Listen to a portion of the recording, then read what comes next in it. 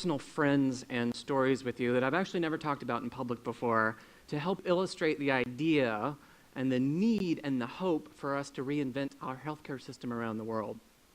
24 years ago, I had a sophomore in college. I had a series of fainting spells. No alcohol was involved. And I ended up in student health, and they ran some lab work and came back right away and said, kidney problems. And before I knew it, I was involved and thrown into this sort of 6 months of tests and trials and tribulations with 6 doctors across 2 hospitals in this sort of clash of medical titans to figure out which one of them was right about what was wrong with me. And I'm sitting in a waiting room sometime later for an ultrasound, and all 6 of these doctors actually show up in the room at once, and I'm like, uh-oh, this is bad news. And their diagnosis was this. They said, you have 2 rare kidney diseases that are going to actually destroy your kidneys eventually. You have cancer-like cells in your immune system that we need to start treatment right away, and you'll never be eligible for a kidney transplant, and you're not likely to live more than 2 or 3 years.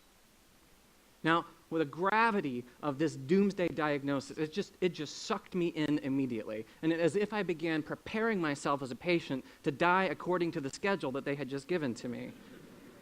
Until I met a patient named Verna in a waiting room who became a dear friend, and she grabbed me one day and took me off to the medical library and did a bunch of research on these diagnoses and these diseases and said, Eric, these people who get this are normally in their 70s and 80s. They don't know anything about you. Wake up.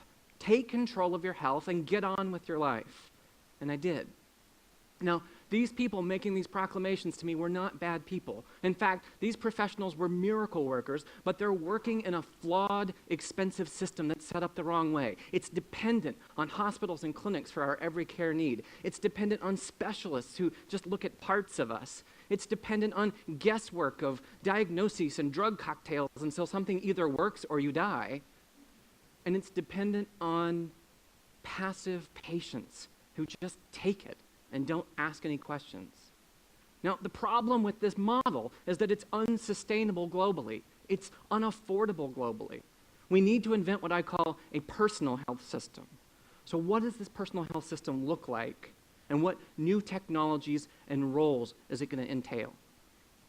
Now, I'm going to start by actually sharing with you a new friend of mine, Libby, somebody I've become quite attached to over the last 6 months. This is Libby, or actually this is an ultrasound image of Libby. This is the kidney transplant I was never supposed to have.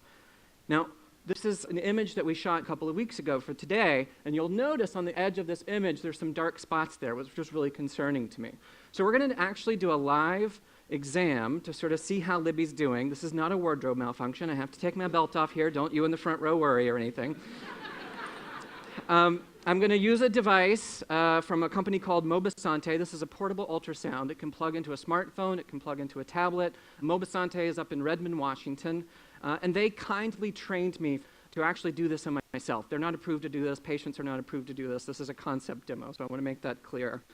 All right, I got to gel up. Now the people in the front row are very nervous.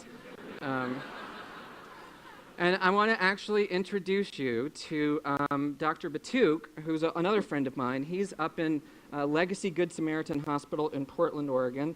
So let me just make sure. Hey, Dr. Batuk, can you hear me okay? And actually, can you see Libby? Hi there, Eric. You look busy. How are you? I'm good. I'm just taking my clothes off in front of a few hundred people. It's wonderful. So I wanted to see, does this look the image that you need to get? And I know you want to look and see if those spots are still there. Okay. Well, let's scan around a little bit here. Give me a lay of the land. All right. Okay. Turn it a little bit inside, a little bit toward the middle for me. All right. Okay. That's good. How about up a little bit? Okay. Freeze that image. That's a good one for me. All right. Now, the last week when I did this, you had me actually sort of measure that spot to the right. Should I do that again? Yeah, let's do that. All right. This is kind of hard to do with one hand on your belly and one hand on measuring, but I've got it, I think, and I'll save that image and actually send it to you. So tell me a little bit about what this dark spot means. It's not something I was very happy about. Many people after a kidney transplant will develop a little fluid collection around the kidney. Most of the time it doesn't create any kind of mischief, but it does warrant looking at. So I'm happy we've got an opportunity to look at it today, make sure that it's not growing, it's not creating any problems. I'm based on the other images we have, I'm really happy that how it looks today. All right, well, I guess we'll double check it when I come in. I've got my 6-month biopsy in a couple of weeks, and I'm going to let you do that in the clinic because I don't think I can do that one on myself. Good choice. All right, thanks, Dr. Batuk. All right, so what you're sort of seeing here is an example of disruptive technologies, of mobile, social, and analytic technologies. These are the foundations of what's going to make personal health possible. Now, there's really 3 pillars of this personal health I want to talk to you about now, and it's care anywhere, care networking, and care customization. And you just saw a little bit of the first 2 with my interaction with Dr. Batuk. So let's sort of start with care anywhere. Humans invented the idea of hospitals and clinics in the 1780s. It is time to update our thinking. We have got to untether clinicians and patients from the notion of traveling to a special bricks and mortar place for all of our care, because these places are often the wrong tool and the most expensive tool for the job. And these are sometimes unsafe places to send our sickest patients, especially in an era of superbugs and hospital-acquired infections. And many countries are going to go brickless from the start because they're never going to be able to afford the mega medical plexes that a lot of the rest of the world has built. Now, I personally learned that hospitals can be a very dangerous place at a young age. This was me in 3rd grade. I broke my elbow very seriously, had to have surgery, worried that they were going to actually lose the arm. Recovering from the surgery in the hospital, I get bed sores. Those bed sores become infected, and they give me an antibiotic, which I end up being allergic to. And now my whole body breaks out, and now all of those become infected. The longer I stayed in the hospital, the sicker I became, and the more expensive it became. And this happens to millions of people around the year every year. The future of personal health that I'm talking about says care must occur at home as the default model, not in a hospital or clinic. You have to earn your way into those places by being sick enough to use that tool for the job. Now, the smartphones that we're already carrying can clearly have diagnostic devices like ultrasounds plugged into them and a whole array of others today. And as sensing is built into these, we will be able to do vital signs monitor and behavioral monitoring like we've never had before. Many of us will have implantables that will actually look real time at what's going on with our blood chemistry and in our proteins right now. Now, the software is also getting smarter, right? Think about a coach, an agent online that's going to help me do safe self-care. That same interaction that we just did with the ultrasound will likely have real-time image processing, and the device will say up, down, left, right. Ah, Eric, that's the perfect spot to send that image off to your doctor.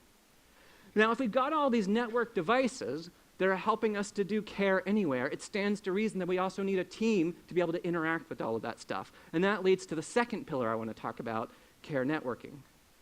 We have got to go beyond this paradigm of isolated specialists doing parts care to multidisciplinary teams doing person care.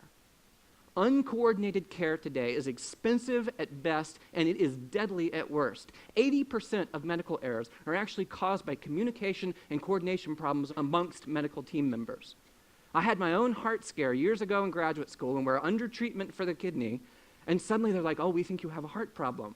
And I have these palpitations that are showing up. They put me through 5 weeks of tests, very expensive, very scary, before the nurse finally notices the piece of paper, my meds list that I've been carrying to every single appointment, and says, oh my gosh, 3 different specialists had prescribed 3 different versions of the same drug to me. I did not have a heart problem. I had an overdose problem. I had a care coordination problem. And this happens to millions of people every year. I want to use technology that we're all working on and making happen to make healthcare a coordinated team sport. Now, this is the most frightening thing to me.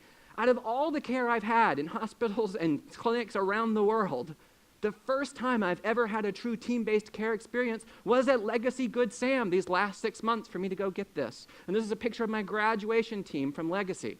There's a couple of the folks here. You recognize Dr. Batuk. We just talked to him. There's Jenny, one of the nurses, Allison, who helped manage the transplant list, and a dozen other people who aren't pictured, a pharmacist, a psychologist, a nutritionist, even a financial counselor, Lisa, who helped us deal with all of the insurance hassles.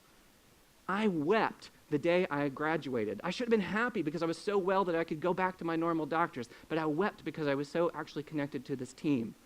And here's the most important part. The other people in this picture are me and my wife, Ashley. Legacy trained us on how to do care for me at home so that they could offload the hospitals and clinics. It's the only way that the model works.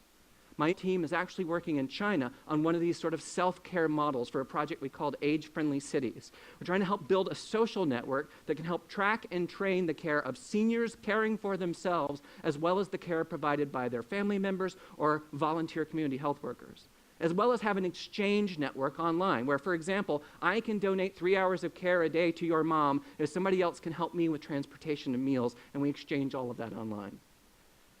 The most important point I want to make to you about this is the sacred and somewhat over-romanticized doctor-patient one-on-one is a relic of the past. The future of healthcare is smart teams, and you better be on that team for yourself. Now, the last thing that I want to talk to you about is care customization, because you've got Care Anywhere and you've got care networking. Those are going to go a long way towards improving our healthcare system, but there's still too much guesswork. Randomized clinical trials were actually invented in 1948 to help invent the drugs that cured tuberculosis. And those are important things, don't get me wrong. These population studies that we've done have created tons of miracle drugs that have saved millions of lives. But the problem is that healthcare is treating us as averages, not unique individuals. Because at the end of the day, the patient is not the same thing as the population who are studied. That's what's leading to the guesswork. The technologies that are coming, high-performance computing, analytics, big data that everyone's talking about, will allow us to build predictive models for each of us as individual patients. And the magic here is experiment on my avatar in software, not my body in suffering. Now, I've had 2 examples I want to quickly share with you of this kind of care customization on my own journey. The first was quite simple. I finally realized some years ago that all my medical teams were optimizing my treatment for longevity. It's like a badge of honor to see how long they can get the patient live. I was optimizing my life for quality of life, and quality of life for me means time in snow. So on my chart, I forced them to put patient goal, low doses of drugs over longer periods of time, side effects friendly to skiing. And I think that's why I achieved longevity. I think that time in snow therapy was as important as the pharmaceuticals that I had. Now, the second example of customization, by the way, you can't customize care if you don't know your own goals. So healthcare can't know those until you know what your own healthcare goals. But the second example I want to give you is I happened to be an early guinea pig, and I got very lucky to have my whole genome sequenced. Now, it took about 2 weeks of processing on Intel's highest-end servers to make this happen, and another 6 months of human and computing labor to make sense of all of that data. And at the end of all of that, they said, yes, those diagnoses of that clash of medical titans all of those years ago were wrong, and we have a better path forward. The future that Intel's working on now is to figure out how to make that computing for personalized medicine go from months and weeks to even hours, and make this kind of tool available not just in the mainframes of tier 1 research hospitals around the world, but in the mainstream. Every patient, every clinic with access to whole genome sequencing. And I tell you, this kind of care customization for everything from your goals to your genetics will be the most game-changing transformation that we witness in healthcare during our lifetime. So these 3 pillars of personal health, Care Anywhere, care networking, care customization are happening in pieces now, but this vision will completely fail if we don't step up as caregivers and as patients to take on new roles. It's what my friend Verna said, wake up and take control of your health. Because at the end of the day, these technologies are simply about people caring for other people and ourselves in some powerful new ways. And it's in that spirit that I want to introduce you to one last friend very quickly. Tracy Gamley stepped up to give me the impossible kidney that I was never supposed to have.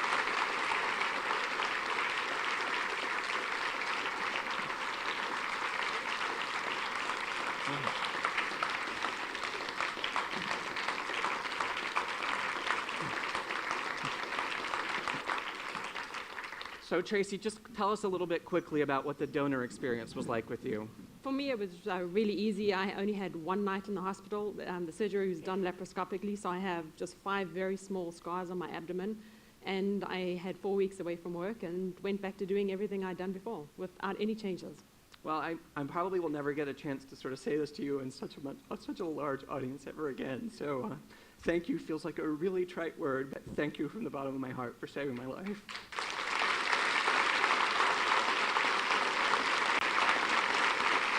This TED stage and all of the TED stages are often about celebrating innovation and celebrating new technologies, and I've done that here today.